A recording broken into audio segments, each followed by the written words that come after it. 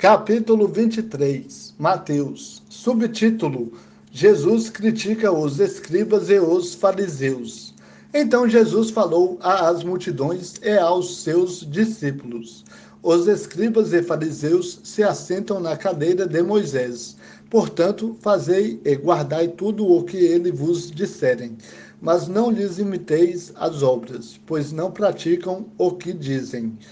Atam fardos pesados e difíceis de carregar e os colocam sobre os ombros dos homens, mas eles mesmos nem com o dedo querem movê-los.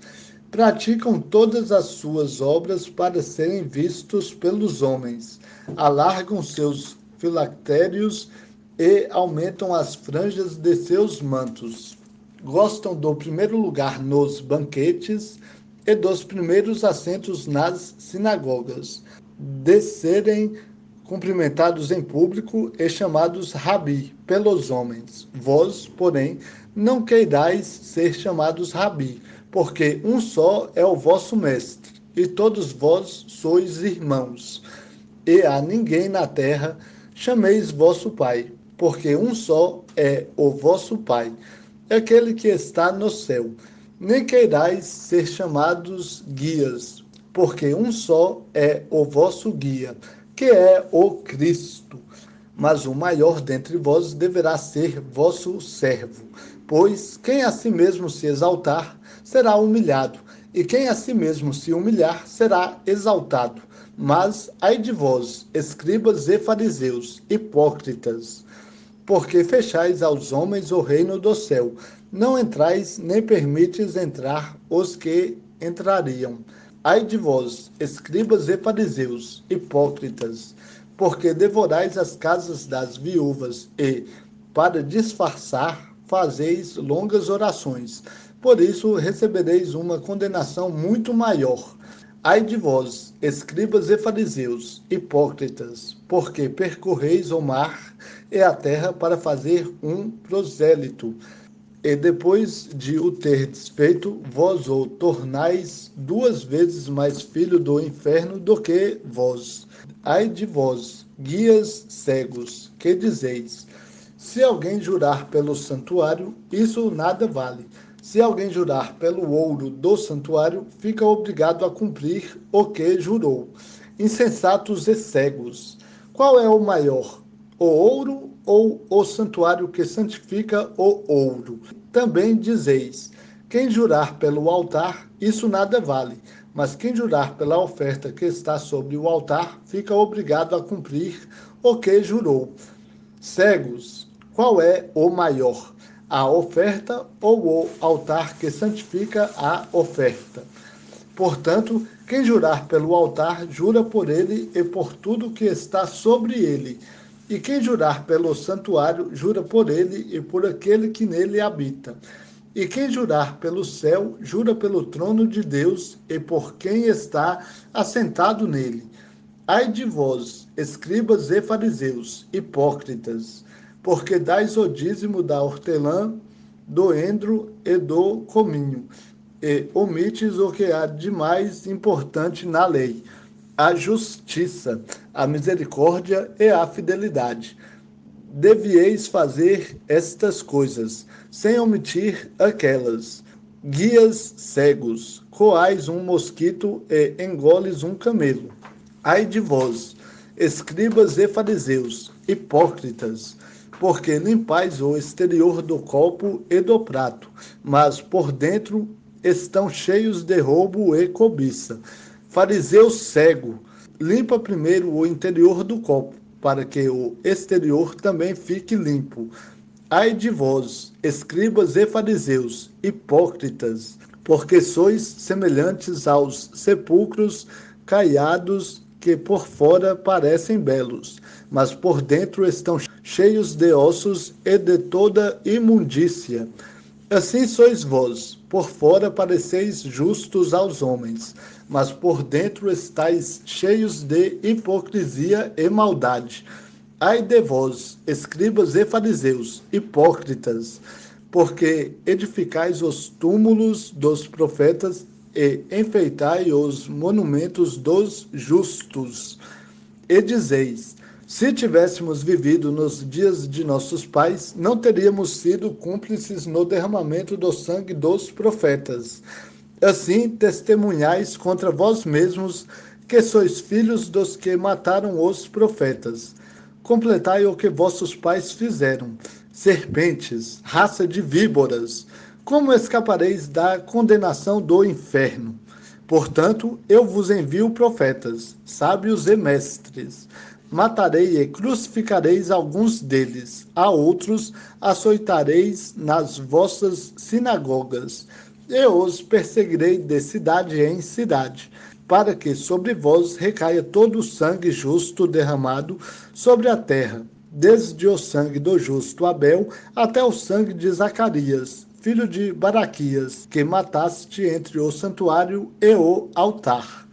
Em verdade vos digo, todas essas coisas virão sobre esta geração. Jerusalém, Jerusalém, que matas os profetas e apedrejas os que te são enviados. Quantas vezes eu quis ajuntar teus filhos, como a galinha ajunta seus filhotes debaixo das asas, e não quiseste. A vossa casa ficará abandonada, pois desde agora vos digo que de modo algum me vereis, até que venhais a dizer: bendito o que vem em nome do Senhor. Capítulo 24, Mateus. Subtítulo: O Sermão Profético, o princípio das dores. Tendo Jesus saído do templo, enquanto se retirava, seus discípulos aproximaram-se dele para lhe mostrar as edificações do templo. Mas ele lhes disse: não estáis vendo tudo isto? Em verdade vos digo que aqui não ficará pedra sobre pedra que não seja derrubada. Estando ele sentado no Monte das Oliveiras, seus discípulos aproximaram-se dele em particular, dizendo: dize-nos quando essas coisas acontecerão, e que sinal haverá da tua vinda e do fim do mundo. Jesus lhes respondeu: tende cuidado para que ninguém vos engane, porque virão muitos em meu nome, dizendo: eu sou o Cristo, e enganarão a muitos. E ouvireis falar de guerras e rumores de guerras. Não fiqueis alarmados, pois é necessário que assim aconteça, mas ainda não é o fim, porque nação se levantará contra nação, e reino contra reino, e haverá fomes e terremotos em vários lugares. Mas todas essas coisas são o princípio das dores. Então sereis entregues à tortura e vos matarão, e sereis odiados por todas as nações por causa do meu nome. Nesse tempo, muitos haverão de abandonar a fé, trair e odiar uns aos outros. Também surgirão muitos falsos profetas e enganarão a muitos. E, por se multiplicar a maldade, o amor de muitos esfriará. Mas quem perseverar até o fim será salvo. E este evangelho do reino será pregado pelo mundo inteiro, para testemunho a todas as nações, e então virá o fim. Subtítulo: A grande tribulação. Quando virdes no lugar santo a abominação assoladora, da qual falou o profeta Daniel, quem lê, entenda. Então, os que estiverem na Judéia, fujam para os montes. Quem estiver no alto da casa, não desça para retirar as coisas de sua casa. E quem estiver no campo, não volte para apanhar suas roupas. E ai das que estiverem grávidas e das que amamentarem naqueles dias. Orai para que a vossa fuga não aconteça no inverno nem no sábado, porque haverá uma tribulação muito grande, como nunca houve desde o princípio do mundo até agora, nem jamais haverá. E se aqueles dias não fossem abreviados, ninguém seria salvo. Mas, por causa dos escolhidos, eles serão abreviados. Então, se alguém vos disser: o Cristo está aqui, ou ele está ali, não acrediteis, porque surgirão falsos cristos e falsos profetas que realizarão grandes sinais e milagres, a tal ponto que, se fosse possível, enganariam até os escolhidos. Eu vos tenho dito essas coisas antes que aconteçam. Portanto, se vos disserem, ele está no deserto, não saiais, ou ele está dentro da casa, não acrediteis. Porque, assim como o relâmpago sai do Oriente e se mostra até o Ocidente, assim também será a vinda do Filho do Homem. Pois onde estiver o cadáver, ali os abutres também se ajuntarão. Subtítulo: A vinda do Filho do Homem. Logo depois da tribulação daqueles dias, o sol escurecerá, e a lua não dará a sua luz. As estrelas cairão do céu, e os poderes do céu serão abalados. Então aparecerá no céu o sinal do Filho do Homem, e todas as nações da terra se lamentarão e verão o Filho do Homem vindo com poder e grande glória sobre as nuvens do céu.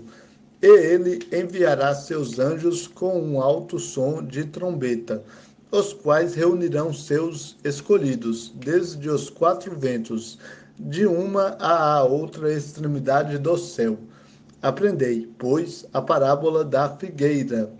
Quando os ramos se renovam e as folhas brotam, sabeis que o verão está próximo.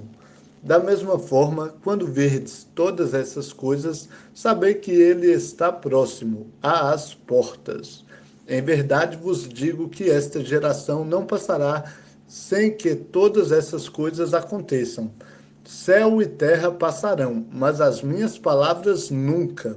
Mas quanto ao dia e à hora, ninguém sabe, nem os anjos do céu, nem o Filho, senão somente o Pai. Pois a vinda do Filho do Homem se dará à semelhança dos dias de Noé. Porque nos dias anteriores ao dilúvio, todos comiam, bebiam, casavam e davam-se em casamento, até o dia em que Noé entrou na arca. E não se deram conta até que veio o dilúvio, e levou a todos. Assim também será a vinda do Filho do Homem. Então, estando dois homens no campo, um será levado, e o outro deixado. Estando duas mulheres a trabalhar no moinho, uma será levada e a outra deixada. Subtítulo: O dever de vigiar. Portanto, vigiai, pois não sabeis em que dia vem o vosso Senhor. Mas compreendei isto: se o dono da casa soubesse a que hora da noite o ladrão viria, vigiaria e não deixaria arrombar sua casa. Por isso, ficai também preparados, pois o Filho do Homem virá numa hora que não esperais. Subtítulo: A parábola dos dois servos. Quem é, pois, o servo fiel e prudente que o Senhor encarregou dos outros servos para lhes dar o alimento no tempo certo? Bem-aventurado o servo a quem seu Senhor, quando vier, encontrar agindo assim. Em verdade vos digo que o encarregará de todos os seus bens. Mas se aquele outro, o mau servo, disser no coração: meu senhor demora a voltar, e começar a espancar seus conservos, e a comer e beber com os bêbados, o senhor daquele servo virá num dia em que ele não o espera, e numa hora que não sabe, e lhe infligirá castigo e lhe dará o destino dos hipócritas. Ali também choro e ranger de dentes. Capítulo 25, Mateus. Subtítulo: A parábola das 10 virgens. O reino do céu será semelhante a 10 virgens que, tomando as suas lâmpadas, saíram ao encontro do noivo. 5 delas eram insensatas e 5 prudentes. Ao pegarem as lâmpadas, as insensatas não levaram azeite. As prudentes, porém, levaram azeite em suas vasilhas, juntamente com as lâmpadas. E, demorando o noivo, todas começaram a cochilar e dormiram. À meia-noite, porém, ouviu-se um grito: o noivo chegou, saí ao encontro dele. Então todas as virgens se levantaram e prepararam suas lâmpadas. E as insensatas disseram às prudentes: Dai-nos do vosso azeite, pois nossas lâmpadas estão se apagando. Mas as prudentes responderam: Não, talvez não haja o suficiente para nós e para vós. Ide, porém, aos que vendem azeite e comprai-o para vós. E, assim que elas saíram para comprá-lo, o noivo chegou. As que estavam preparadas entraram com ele para a festa de casamento, e fechou-se a porta. Depois também chegaram as outras virgens e disseram: Senhor, Senhor, abre-nos a porta. Ele, porém, respondeu: Em verdade vos digo que não vos conheço. Portanto, vigiai, pois não sabeis nem o dia nem a hora. Subtítulo: A parábola dos talentos. Também é como um homem que, ausentando-se do país, chamou seus servos e lhes entregou seus bens. A um deu 5 talentos, a outro 2 e a outro 1, de acordo com a capacidade de cada um, e saiu em viagem. O que havia recebido 5 talentos foi negociá-los imediatamente e ganhou mais 5 da mesma forma.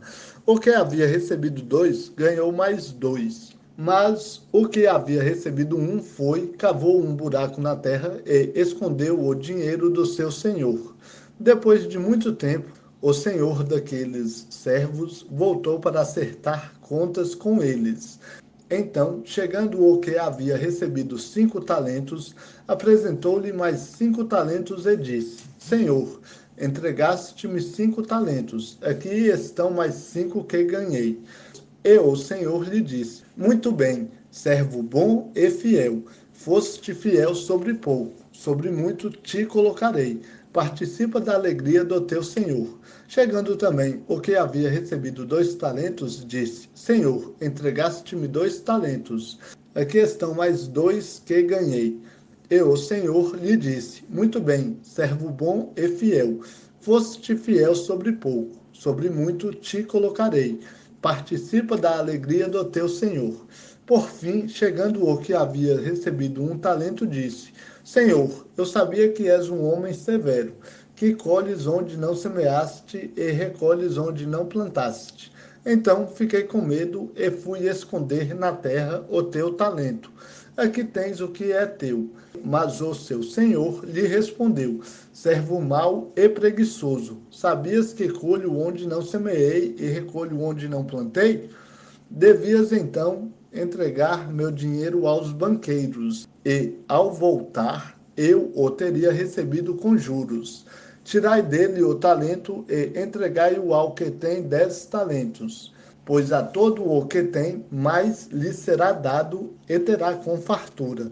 Mas ao que não tem, até aquilo que tem lhe será tirado. Lançai o servo inútil nas trevas exteriores. Ali haverá choro e ranger de dentes. Subtítulo: A vida eterna e o castigo eterno. Quando, pois, o Filho do Homem vier na sua glória e todos os anjos com ele, então se sentará no seu trono glorioso, e todas as nações serão reunidas diante dele. E ele separará uns dos outros, à semelhança do pastor que separa as ovelhas dos cabritos, e porá as ovelhas à sua direita, mas os cabritos à esquerda.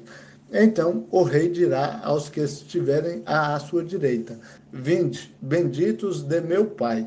Possuí por herança o reino que vos está preparado desde a fundação do mundo. Porque tive fome, e me destes de comer, tive sede, e me destes de beber. Era estrangeiro, e me acolhestes. Precisei de roupas, e me vestistes. Estive doente, e me visitastes. Estava na prisão, e fostes visitar-me. Então os justos lhe perguntarão: Senhor, quando te vimos com fome e te demos de comer, ou com sede e te demos de beber? Quando te vimos como estrangeiro e te acolhemos, ou precisando de roupas e te vestimos? Quando te vimos doente ou na prisão e fomos visitar-te? E o rei lhes responderá: É verdade vos digo que sempre que o fizestes a um destes meus irmãos, ainda que dos mais pequeninos, a mim o fizestes. Então ele dirá também aos que estiverem à sua esquerda: Malditos, afastai-vos de mim, para o fogo eterno, preparado para o diabo e seus anjos. Pois tive fome, e não me destes de comer, tive sede, e não me destes de beber. Era estrangeiro, e não me acolhestes, estive nu, e não me vestistes, doente, e na prisão, e não me visitastes. Então eles também perguntaram: Senhor, quando te vimos com fome, ou com sede, ou estrangeiro, ou sem roupas, ou doente, ou na prisão, e não cuidamos de ti? E ele lhes responderá: Em verdade vos digo que sempre que o deixastes de fazer a um destes mais pequeninos, deixastes de fazê-lo a mim. E eles irão para o castigo eterno, mas os justos irão para a vida eterna.